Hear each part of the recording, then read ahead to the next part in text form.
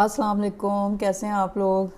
आपके लिए मैंने एक लॉन्ग केस प्रिपेयर किया है लंग कैंसर का, तो वो आज हम डिस्कस कर लेते हैं।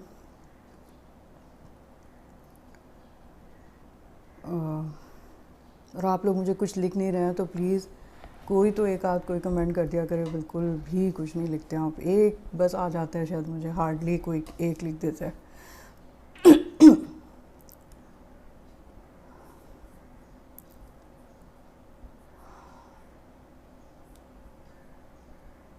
अच्छा, ये मैंने आपके लिए बना लिया है। उसी तरह आपने बायोडाटा पूरा पेशेंट का ले लेना है, इसलिए मैं आपको बताती हूँ कि आप सही से हिस्ट्री लें, ठीक है। तो name, age, gender, marital status, occupation, education, residence, socio economic सब पूछ लीजिए। प्रेजेंटिंग कंप्लेंट्स फिर आप पूछेंगे ना, तो लंग कैंसर में आपको कॉफ की हिस्ट्री मिलेगी, तो उसमें फिर आपने पूछना होगा कि एक्यूट है, क्रॉनिक है। ज़ाहिर है क्रॉनिक कॉफ हो रही होगी, उसको मोर देन 3 मंथ्स की हिस्ट्री मिलेगी, विद और विदाउट हेमोप्टिसिस। हो भी सकता है, नहीं भी हो सकता। और फिर उसके साथ जो कॉन्करेंट हिस्ट्री होगी वो या तो अभी करंट स्मोकर होगा या फिर पास्ट स्मोकिंग की हिस्ट्री होगी। तो आपने पूरा पूछना है। COPD जैसे उसको अगर है तो स्पूटम प्रोडक्शन। और ये मतलब हर पेशेंट में हर सिम्टम नहीं मिल रहा होता आपको, ठीक है। वो डिपेंड करता है कि ट्यूमर कहाँ पे है और वो किस तरह प्रेजेंट हो रहा है, ठीक है। तो आपको अगर हेमोप्टिसिस की हिस्ट्री मिल रही है, कॉफ के साथ, स्मोकर है, स्पूटम प्रोडक्शन हो रही है, तो प्राइमरी ट्यूमर ग्रोथ से ये सब चीज़ें होती हैं, ठीक है। पेशेंट विद सेंट्रल और endobronchial growth of primary tumour में present with cough, haemoptysis, stridor and dyspnoea और पोस्ट ऑब्स्ट्रक्टिव निमोनिया। तो उस वक्त ये हो सकता है। पेरिफेरल अगर ग्रोथ हो रही है ट्यूमर की, तो it may cause pain from pleural और chest wall involvement, dyspnoea on restrictive basis and symptoms of a lung abscess resulting from the tumour cavitation, ठीक है। रीजनल स्प्रेड अगर हो चुका है ट्यूमर का in the thorax, by contiguous growth भी हो सकता है, और by metastasis to regional lymph nodes में cause tracheal obstruction, oesophageal compression with dysphagia, recurrent nerve paralysis अगर है तो फिर होर्सनेस होगी वॉइस की, phrenic nerve paralysis with elevated right hemidiaphragm and dyspnoea and sympathetic nerve paralysis with Horner syndrome, exophthalmos. Horner syndrome क्या है? Exophthalmos, ptosis, miosis, anhidrosis. Malignant effusions में cause pen, dyspnoea and कॉफ, ठीक है। तो ये different presentation आपको patient की मिल सकती हैं। अब है हाँ, पास्ट हिस्ट्री में आप जाहिर है कि सारी कोमॉर्बिड कंडीशंस पूछेंगे, diabetes, hypertension, ischaemic heart disease, asthma, past serious illness, history of any surgery, ठीक है।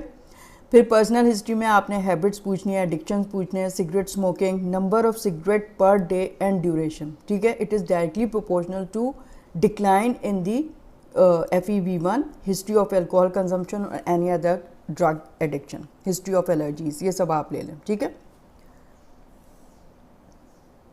अब जो जैसे अगर सुपीरियर सल्कस ट्यूमर होता है जिसको हम कहते हैं पैनकॉज ट्यूमर, ठीक है, उसमें पैनकॉज सिंड्रोम्स हो रहे होते हैं। They result from local extension of a tumour growing in the apex of the lung with involvement of 8th cranial and 1st and 2nd thoracic nerves and present with shoulder pain that characteristically radiates in the ulnar distribution of the arm, often with radiologic destruction of the 1st and 2nd ribs. Often Horner syndrome and Pancoast syndrome coexist. Pancoast syndrome यानी कि pain in the shoulder radiating up to the ulnar side of the arm and forearm, ठीक है। तो उसमें ये एक patient मैंने देखा था, इतनी ज़्यादा बेचारे को तकलीफ़ थी ना, पूरा वक्त हाथ यूँ करके बैठा रहता। तो ये जो है पैनकॉज ट्यूमर में हो सकता है, उसके साथ हॉर्नर सिंड्रोम हो सकता है, तो मियोसिस आप आर्ट में देख सकते हैं, ठीक है। Other problems of regional spread include superior vena cavas syndrome,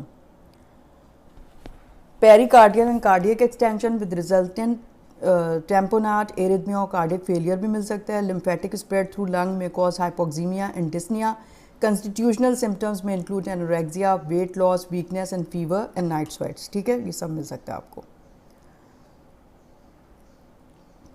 अच्छा, जो approximately 1/3 of the patients and they present with the symptoms of result of distant metastasis. Patient with brain metastasis present with headache, nausea, vomiting, seizures and or neurological deficit. Patients with bone metastasis present with bone pain, pathologic fracture and spinal cord compression. जैसे पिछला मैंने किया था ना, तो उसमें पिछला जो लेक्चर आपके लिए किया था डिस्कशन, उसमें था बैक एक, वीकनेस और टेंडरनेस इन दी स्पाइन। उसमें देखें मेटास्टेसाइज कर गया था लंग कैंसर, तो स्पाइनल कॉर्ड कंप्रेशन हो रही थी उसमें, ठीक है। तो इस तरह से अगर बोन मेटास्टेसिस हो गई है तो ये मिलेगा आपको। Patients with bone marrow involvement present with leukopenias और leukoerythroblastosis. Those with liver metastasis present with hepatomegaly, right upper quadrant, pain, fever, anorexia and weight loss. अब मैंने जब मैं प्रिपरेशन कर रही थी अपने FCPS की, तो मैंने एक केस देखा था जिसमें पेशेंट को जो है ना वो एब्डोमिनल पेन था, कोई ना वो हिस्ट्री दे रहा था क्योंकि मैंने अपने वेबसाइट पे जो मैं लिखती हूँ ना एक मज़ेदार करके, a case of abdominal pain that came out to be, इस तरह से मैंने लिखा। अगर आप चाहें तो उधर पढ़ लीजिएगा, तो बड़ा मज़े का केस है वो। तो वो जो है लिवर मेटास्टेसिस के साथ था वो पेशेंट, ठीक है। Adrenal metastasis common but rarely cause adrenal insufficiency और पेन। अब ना पैरान्यूप्लास्टिक सिंड्रोम मैं आपको बाद में बताती हूँ, पहले जो है ना हम कर लेते हैं इसको कंटिन्यू, जनरल फिजिकल एग्जामिनेशन। अब जनरल फिजिकल एग्जामिनेशन में आपने क्या क्या चीज़ें नोट करनी है। तो it should begin during interview of the patient, ठीक है। इल लुकिंग इमेसिएटेड होगा पेशेंट, वेट लॉस हुआ होगा, मॉडरेटली एनीमिक मिल सकता है, जनरलाइज क्लबिंग होगी उसको, ठीक है। हाइपरट्रॉफिक ऑस्टियोआर्थ्रोपैथी की वजह से, निकोटिनिक स्टेन्स ऑन फिंगर्स अगर वो स्मोकर है, राइट सुप्राक्लेविकुलर लिम्फ नोड्स में बी एनलार्ज्ड। ये आपने जनरल फिजिकल एग्जामिनेशन में चीज़ें आप नोट करनी हैं। फिर आपने vital science, blood pressure, pulse, respiratory rate, temperature ये देख लेना है।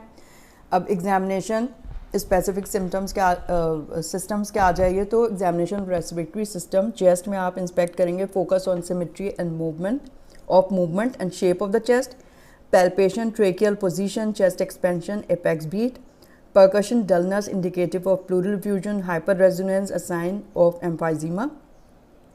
ऑस्कल्टेशन में आपको wheezes, rales, rhonchi, prolong expiratory phase, diminished breath sounds which are clues to the disorder of the airways and interstitial oedema और फाइब्रोसिस। मतलब ये कि मुख्तलिफ पेशेंट्स में आपको मुख्तलिफ चीज़ें डिपेंडिंग अपॉन ट्यूमर कहाँ है, उसके साथ कोई COPD है, तो ये सारी चीज़ें आपको मिल सकती हैं, ठीक है। कार्डियक एग्जामिनेशन में inspection should focus on science of elevated right heart pressures, jugular venous distension, edema, palpation for apex beat, normal or displaced ventricular heave, any thrill on precordium, auscultation, accentuated pulmonic component of second heart sound, left ventricular dysfunction, S3, S4 gallops and valvular disease, जो मरमर वगैरह मिल सकते हैं। Abdominal examination में inspect करेंगे आप, examine when patient at the supine position, it should be noted whether there is a paradoxical movement of the abdomen, यानी कि inward movement during inspiration, जो आउटवर्ड होनी चाहिए तो इनवर्ड हो। A sign of diaphragmatic weakness, inspect for any symmetry, palpation व tenderness और visceromegaly, जैसे मैं बता रही हूँ कि मेटास्टेसिस हुआ था पेशेंट को और उसको लिवर में गया हुआ था, तो लिवर बहुत टेंडर था और पेशेंट को एब्डोमिनल पेन के साथ प्रेजेंट हुआ था वो पेशेंट, ठीक है। फॉर टेंडरनेस और visceromegaly, percussion, any fluid thrill और shifting dullness, auscultation for gut sounds. Nervous system examine करें, मतलब इट मे बी नॉर्मल और if the patient has presented with brain metastasis, तो उसको सीजर्स हो रहे होंगे, की हिस्ट्री होगी, ऑल्टर्ड मेंटल स्टेटस होगा, मे बी प्रेजेंट और signs due to paraneoplastic syndrome like neuropathy और मायोपैथी। अभी हम इसको डिस्कस कर लेंगे पैरान्यूप्लास्टिक सिंड्रोम्स को अलग से। तो पैरान्यूप्लास्टिक सिंड्रोम जो है ना वो देखें क्या क्या हो सकता है।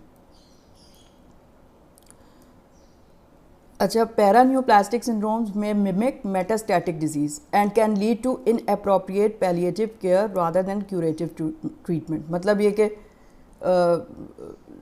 मतलब ऐसा लगता है कि स्टेज 4 का ट्यूमर होगा तो पैलिएटिव ट्रीटमेंट शुरू कर दी जाती है, हालांकि वो पैरान्यूप्लास्टिक सिंड्रोम जो हैं वो बहुत अच्छी तरह से ट्रीट हो जाते हैं अगर उनको आप आइडेंटिफाई कर लें और कीमोथेरेपी या जो भी रेडियोथेरेपी है वो उससे ट्रीट हो जाते हैं, ठीक है। पैरान्यूप्लास्टिक सिंड्रोम में भी relieve with successful treatment of the tumour.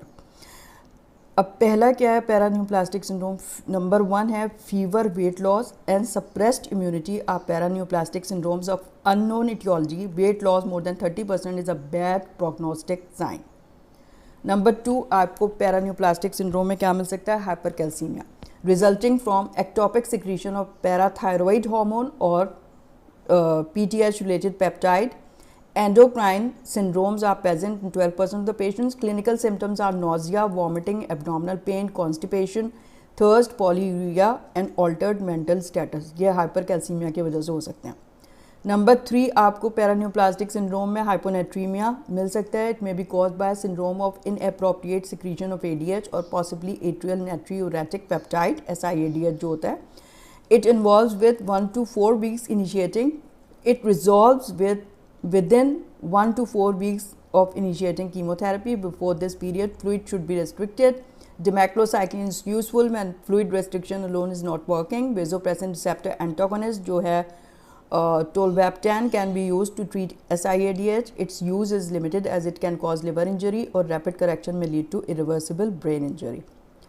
अब चौथा क्या है? Ectopic secretion of ACTH by small cell lung cancer and pulmonary carcinoid resulting in hypokalaemia rather than Cushing syndrome. Treatment with metyrapone and ketoconazole is ineffective but improves with chemotherapy. अब ये सारे जो है ना स्पेसिफिक ट्रीटमेंट से नहीं बल्कि chemotherapy से ये रिजॉल्व हो जाते हैं. Bilateral adrenalectomy may be considered in extreme cases. 6 आपको क्या मिल सकता है पैरान्यूप्लास्टिक सिंड्रोम में? Skeletal connective tissue syndrome including clubbing in 30% of the patient, non small cell lung cancer में and hypertrophic primary osteoarthropathy in adenocarcinomas. Patient में develop periostitis causing pain, tenderness and swelling over the affected bones and a positive bone scan. 7 आपको मिल सकता है neurologic myopathic syndromes. They are seen in 1% of the patient but are dramatic and include myasthenic Eaton Lambert syndrome and retinal blindness, is small cell lung cancer, whereas peripheral neuropathy, subacute cerebellar degeneration, cortical degeneration and polymyositis are seen with all lung cancers type. These patients respond to chemotherapy. तो ये सारे जो है ना chemotherapy को respond करेंगे पैरान्यूप्लास्टिक syndromes. इसके अलावा पैरान्यूप्लास्टिक एंसेफेलोमाइटिस, सेंसरी न्यूरोपैथी, सेरिबेलर डिजेनरेशन ये स्मॉल सेल लंग कैंसर में हो सकता है in association with anti-HU, anti-CRMPS and ANNA3 antibodies. 8 जो है कोगुलेशन और थ्रोम्बोटिक मैनिफेस्टेशंस हो सकती हैं 1 to 8% केसेस में and they include migratory thrombophlebitis, Trousseau's syndrome, non bacterial thrombotic जिसे हम कहते हैं marantic endocarditis with arterial emboli and DIC with haemorrhage, anaemia, granulocytopenia and leukoerythroblastosis. 9 में आपको cutaneous manifestation such as dermatomyositis and acanthosis nigricans आपको मिल सकते हैं but they are uncommon, 1% cases में होते हैं. 10 जो है वो renal manifestation of nephrotic syndrome and glomerulonephritis is less than 1% chance जो है इसका. ठीक है, अच्छा ये हमने कर लिया. अब जो है आपको मैं बता देती हूँ पैथोलॉजी. पैथोलॉजी में WHO डिफाइन करता है लंग कैंसर को as tumour arising from the respiratory epithelium. यानी कि रेस्पिरेटरी एपिथेलियम क्या है? ब्रोंकाई, ब्रोंक्योल्स और एल्वियोलाई में. ठीक है. WHO classifies epithelial cancer into 4 major cell types. पहला 2 में डिवाइड हो गया. एक को कहते हैं स्मॉल सेल लंग कैंसर, दूसरा है non small cell lung cancer. तो जो non small cell lung cancer है ना वो 3 में फर्दर सब डिवाइड हो जाता है. पहला है एडिनोकार्सिनोमा, दूसरा है स्क्वैमस सेल कार्सिनोमा, तीसरा है लार्ज सेल कार्सिनोमा. सब मिला के जो है non small cell lung cancer कहलाते हैं. और इन सब की जो है ना प्रोग्नोसिस, ट्रीटमेंट वो सब डिफ़र करती है. तो इनकी बहुत ज़्यादा ज़रूरत होती है कि जब लंग कैंसर को बायोप्सी से आपने आइडेंटिफाई कर लिया तो आप इसको सब क्लासिफिकेशन भी उसकी आपको पता चल जानी चाहिए. डायग्नोसिस ऑफ लंग कैंसर कैसे होगा? टिश्यू सैम्पलिंग करेंगे आप. It is required to confirm a diagnosis in all patients with suspected lung cancer.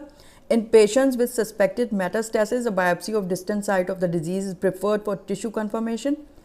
Tumor tissue may be obtained by a minimally invasive technique such as bronchial or transbronchial biopsy during fiber optic bronchoscopy. यानी कि bronchoscopy की फिर ट्रांसब्रोंकियल biopsy कर लिया आपने.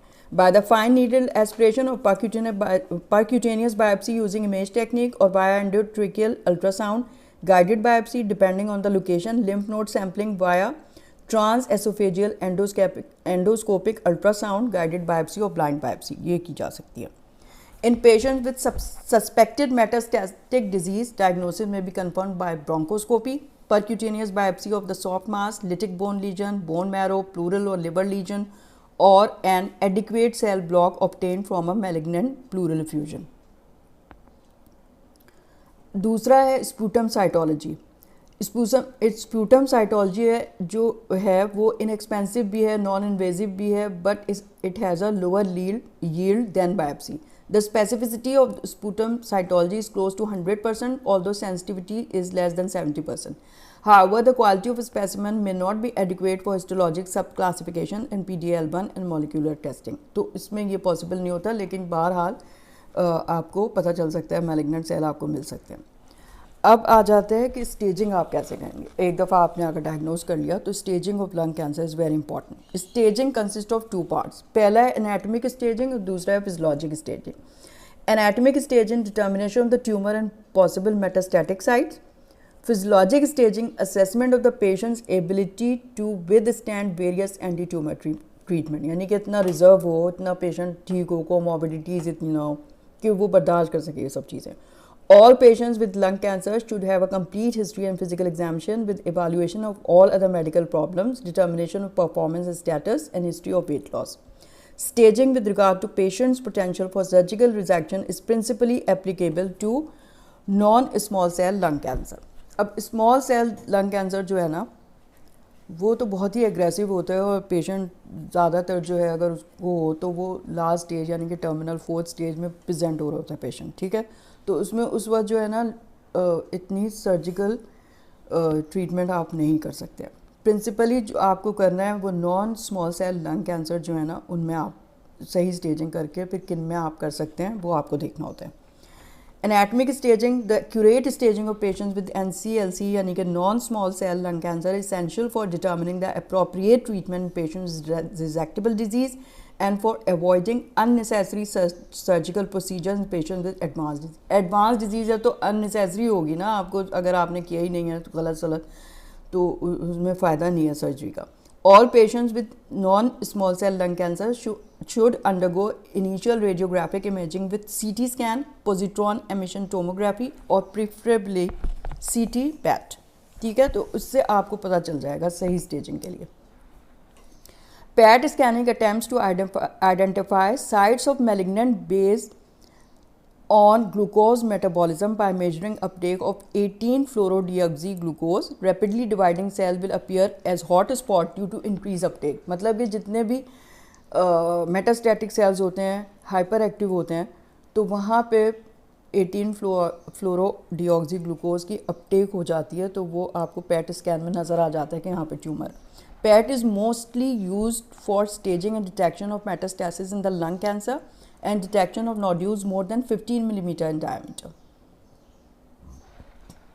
अब ना anatomic staging जो है वो TNM स्टेजिंग सिस्टम है लंग कैंसर का. तो प्राइमरी ट्यूमर 40, T1 जो है ना वो ट्यूमर लेस देन या 3 सेंटीमीटर्स का डायमीटर हो, surrounded by lung or visceral pleura without invasion, more proximal than lobar bronchus. और T1MI क्या है, minimally invasive in adenocarcinoma है. ठीक है, T2 क्या है, tumour more than 3 centimeters but less than 7 centimeters or tumor with any of the following feature. Involves main bronchus, more than 2 centimeter distal to the carina, invade visceral pleura, associated with atelectasis or obstructive pneumonitis that extend to the hilar region but does not involve the entire lung. T2A और T2B में divide हो गया. इसको 3 centimetre से ज़्यादा है लेकिन 5 centimetre से कम है, वो T2A है. T2B क्या है, 5 सेंटीमीटर से ज़्यादा है लेकिन 7 सेंटीमीटर से कम है. T3 कौन सा होगा, ट्यूमर मोर देन 7 सेंटीमीटर्स और any of the following, directly invades any of the following: chest wall, diaphragm, phrenic nerve, mediastinal pleura, parietal pericardium, main bronchus less than 2 cm from the carina without involvement of the carina, atelectasis और obstructive pneumonitis of entire lung, separate tumour nodules in the same lobe. T4 क्या है? Tumour of any size, कोई भी size हो उसका, that invade the mediastinum, heart, great vessel, trachea, recurrent laryngeal nerve, oesophagus, vertebral body, carina और with separate tumour nodules in different ipsilateral lobe. ठीक है, तो ये T हो गया। नोडल स्टेजिंग N से आप डिनोट करेंगे। N0 जो है वो है कि no regional lymph nodes metastasis. N1 metastasis in the ipsilateral, peribronchial और ipsilateral hilar lymph nodes and intrapulmonary nodes including involvement by direct extension. N2 क्या है? मेटास्टेसिस इन इप्सीलैटरल मेडियास्टिनल और subcarinal lymph nodes. N3 metastasis in contralateral mediastinal, contralateral hilar, ipsilateral, contralateral scalene, supraclavicular lymph nodes. Metastasis को आप M से denote करेंगे। M0 जब कोई distant metastasis ना हो तो M0 है। M1 डिस्टेंट मेटास्टेसिस है, उसमें M1A है, M1B है, M1C है। M1A क्या है? Separate tumour nodules in a contralateral lobe, tumour with pleural nodules और मैलिग्नेंट प्लूरल और pericardial fusion. M1B distant metastasis in extra thoracic organ. Extra thoracic यानी ब्रेन में पहुंच गया, लिवर में पहुंच गया, बोन में पहुंच गया। ठीक है, अब ट्रीटमेंट जो है ना, पहले हम देख लेते हैं treatment of non small cell lung cancer यानी NSCLC। Number 1, occult and stage 0 carcinomas. Surgical resection following bronchoscopic localisation से आपने बायोप्सी की और फिर उसके बाद close follow up of these patients indicated as high incidence of second primary lung cancer is 5% per patient per year.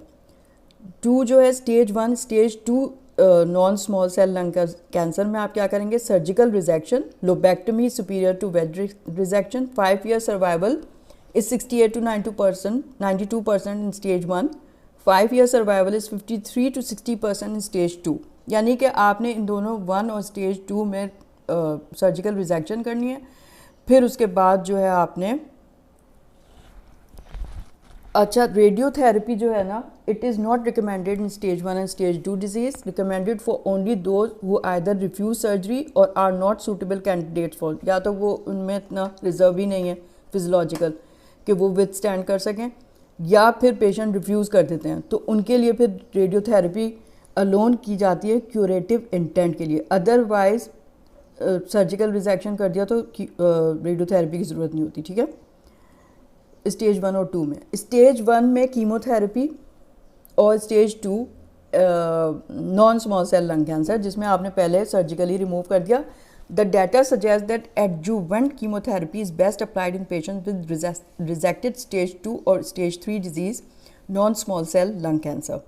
Recommended after 6 to 12 weeks after surgery, यानी कि 6 to 12 weeks के बाद आप करवाएंगे। Cisplatin based chemotherapy should be administered for no more than 4 cycles. Carboplatin can be used if cisplatin is not tolerated. Adding anti-angiogenic therapy to platinum-based chemotherapy offered no benefit. तो सिर्फ आप जो है ना सिस्प्लैटिन बेस्ड कीमोथेरेपी करेंगे और 4 cycles तक, सही है। फिर new adjuvant chemotherapy. New adjuvant क्या होती है? न्यू एडजुवेंट ये होती है कि आप सर्जरी से पहले कीमोथेरेपी दें ताकि ट्यूमर का साइज़ कम हो जाए। Which is the application of chemotherapy administered before and attempted surgical rejection is advocated by some experts in occult micrometastasis. There is no role of adjuvant chemotherapy in rejected stage 1 और stage B disease. ठीक है, अगर stage 1A और 1B है तो सिर्फ rejection ही करें, उसमें कीमोथेरेपी की एडजुवेंट ज़रूरत नहीं है। स्टेज 2 और 3 में फिर जो है रिजेक्शन के बाद कीमोथेरेपी की ज़रूरत होती है। ठीक है,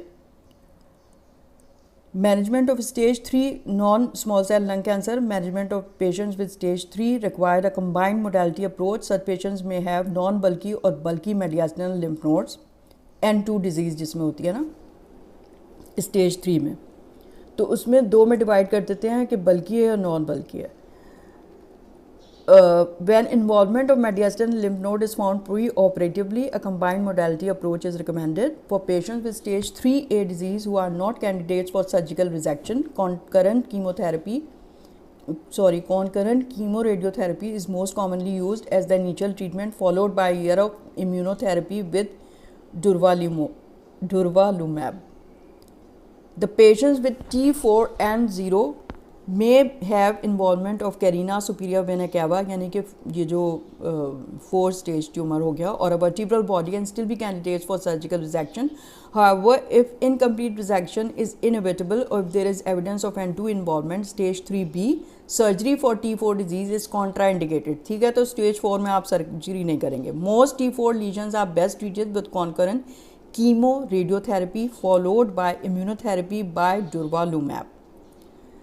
अब पेनकोस ट्यूमर जो होते हैं ना, वो क्या होते हैं, सुपीरियर सल्कस ट्यूमर भी कहते हैं उनको. Superior sulcus tumour presents a distinctive subset of stage 3 disease. These tumors arise in the apex of the lung and may invade second and third ribs, the brachial plexus, subclavian vessels, stellate ganglion, and adjacent vertebral bodies. These may be associated with Pancoast syndrome, characterized by pain that may arise in the shoulder or chest wall or radiate to the neck. Pain characteristically radiates to the ulnar surface of the hand.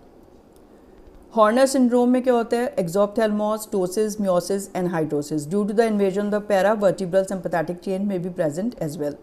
New adjuvant chemotherapy or combined chemoradiotherapy followed by surgery is reserved for those with N2 involvement. 5-year survival is more than 50%. अब management of metastatic disease. Approximately 40% of the non-small cell lung cancer presents with advanced stage 4 disease at the time of diagnosis. ठीक है. Standard medical management, judicious use of pain medication, appropriate use of radiotherapy and systemic therapy which may consist of targeted therapy, immunotherapy or traditional cytotoxic chemotherapy depending upon the specific subtypes of the tumor. Early application of the palliative care in conjunction with chemotherapy in patients with advanced NCLC is associated with both improved survival and quality of life. Immunotherapy क्या होती है? Immune checkpoint inhibitors जो है ना, they have significantly improved the quality of life and survival for a group of patients with locally advanced and metastatic non-small cell lung cancer. These agents are used in patients whose tumor do not express a targetable genetic lesion. Immune checkpoint inhibitors work, अब क्या करते हैं ये, they block the interactions between the T cells and antigen presenting cells, ठीक है, और tumor cells that lead to T cell inactivation. अब ना मतलब अगर ये एंटीजन प्रेजेंटिंग सेल्स को प्रेजेंट करने लगे ट्यूमर सेल्स तो टी सेल इनएक्टिवेशन हो जाती है. तो इम्यून चेक पॉइंट इनहिबिटर्स जो है ना, ये ब्लॉक कर देते हैं इंटरेक्शन इनका एंटीजन प्रेजेंटिंग सेल का और ट्यूमर सेल का. तो उसकी वजह से by inhibiting this interaction the immune system is effectively upregulated and T cells become activated against tumour cells. ठीक है, तो ये इम्यूनोथेरेपी होती है. Immunotherapy is given in addition to chemotherapy as first line of the treatment strategy with metastatic non-small cell lung cancer. और में कौन कौन से इम्यूनोथेरेपी चेक पॉइंट इनहिबिटर्स हैं? पेम्ब्रोलिजुमैब, एटिजोलिजुमैब, निवोलुमैब, इपिलीमुमैब और डुर्वालुमैब. ठीक है, तो डुर्वालुमैब हम ज़्यादातर दे रहे होते हैं इसमें. अब आ गया, ये हमने डिस्कस किया है non small cell lung cancer, ये हो गया. अब treatment of small cell lung cancer. Small cell lung cancer जो है ना, वो हाईली अग्रेसिव डिजीज़ होती है, characterize by rapid doubling time, high growth function, early development of disseminated disease and dramatic response to first line chemotherapy and radiation. Surgery is advised only for limited disease, small cell lung cancer. After resection, patient should receive platinum based adjuvant chemotherapy, cisplatin etiposide for 4 cycles followed by immunotherapy. 12 to 20 month survival होता है इसमें. Thoracic radiation therapy जिसे हम कहते हैं TRT is standard for patients with good performance status and limited stage disease. Chemotherapy plus TRT 3 years survival is 5%.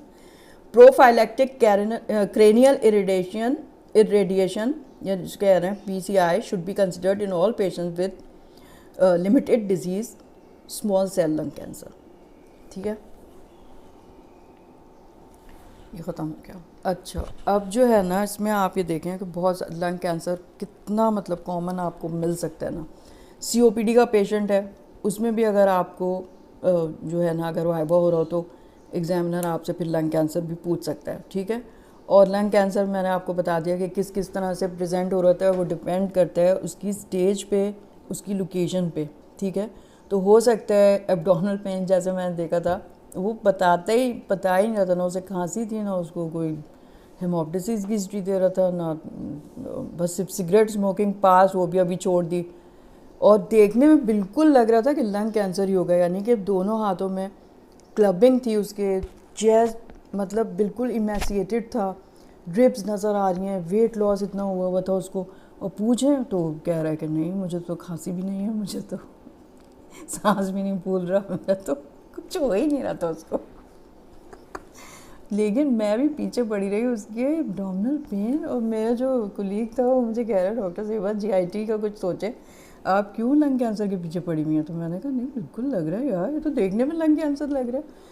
फिर उसके बाद हर सवाल का जवाब ना बस वो नहीं, क्या आपको खांसी आती है, नहीं, और आपको जो है वो सांस फूलता है, नहीं, कभी बलगम में खून आया, नहीं, वेट लॉस नज़र आ रहा है, वो कह रहा है बस मैं तो हमेशा से ऐसे ही था।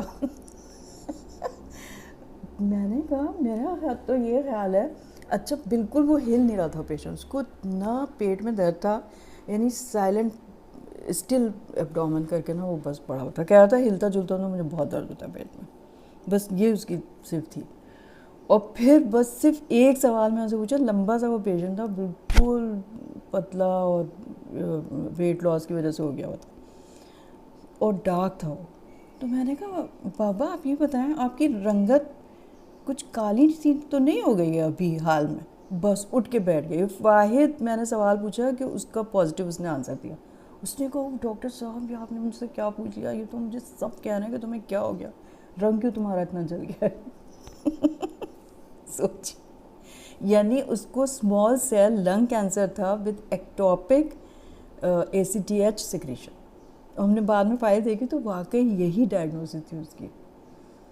तो मेरा कुलीग भी कह रहा था वो डॉक्टर से, आप तो बस लंग कैंसर खोद के आपने निकाल ही लिया। मैंने कहा देखो इतना क्लासिक, यानी कि उसको फिजिकल एग्जामिनेशन में था, लेकिन किसी तरह वो पेशेंट हर चीज़ में, एक्चुअली वो चलता फिरता ही नहीं था क्योंकि उसको इतना पेट में दर्द था, तो उसको पता ही नहीं चल रहा था कि उसको कोई सांस फूल रहा है। और फिर जो लोग सिगरेट पीते हैं ना, अब सिगरेट भी मैं कह रही हूँ आप पीते हैं तो कह रहा है कि नहीं, अरे भाई आप कभी भी इससे मिसलीड ना हो। सिगरेट कह देते हैं, अगर उनको सालों हो गए छोड़े हुए तो वो यही कहेंगे कि हम नहीं पीते। आप कहें कि भाई कभी पी है आपने, तो पता चला 25 साल पी के फिर छोड़ी थी, और अगर 3-4 साल हो गए हैं छोड़े हुए तो इसका मतलब ये तो नहीं है ना कि आप हिस्ट्री में उसको इग्नोर कर देंगे। तो उसका भी यही था, पहले वो यही कह रहा था, फिर मैंने कहा कभी पिया, तो फिर उसने बताया। तो ये चीज़ें जो है ना, आप पीछे पड़ जाएँ पेशेंट के, सब निकलवाएँ उससे, ठीक है। तो इंशाल्लाह अच्छा हो जाएगा आपका। सही है, तो यही पूछेंगे भाई कितने टाइप का ट्यूमर होता है, TNM क्लासिफिकेशन वो कैसे होती है, ये तो मैंने बहुत तफसील से आपको बता दिया।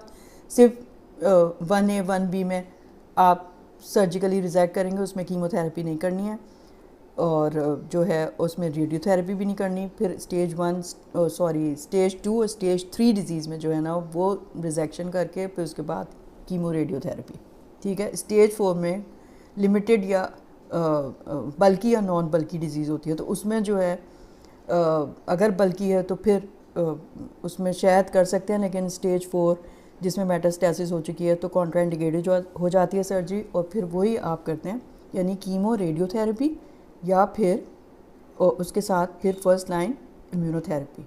बस ये इतना तफसील से तो कोई नहीं पूछेगा ना। सही है, तो इतना आपको आता होगा तो आपका बहुत अच्छा वाइब हो जाएगा। Okay, thank you so much, और प्लीज़ ज़रूर मुझे लिखिए, ठीक है।